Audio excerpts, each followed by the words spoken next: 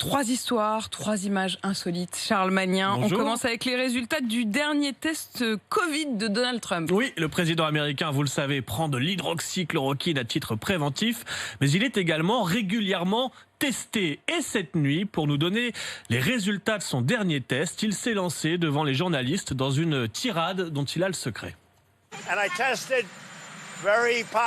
J'ai été testé positivement, enfin dans un autre sens ce matin. Oui, j'ai été testé positivement vers le négatif, donc j'ai été testé parfaitement ce matin. Ça veut dire que le test était négatif.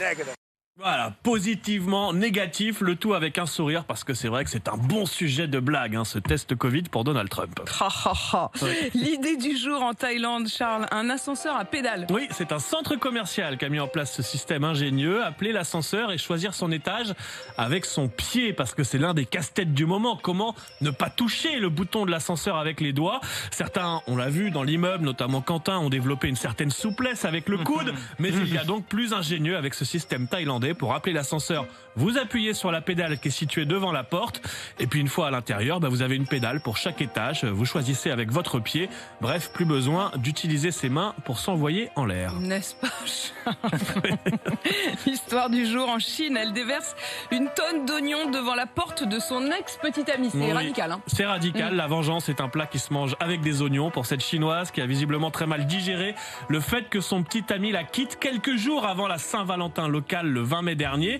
Alors pour se venger, elle a fait livrer devant la porte de son appartement une tonne d'oignons. Le livreur avait pour consigne de faire ça le plus discrètement possible. Une tonne d'oignons discrètement. Moi j'aime beaucoup le concept. Il a réussi visiblement, le livreur. Il a d'ailleurs déposé le petit mot écrit par l'ex-petite amie dessus.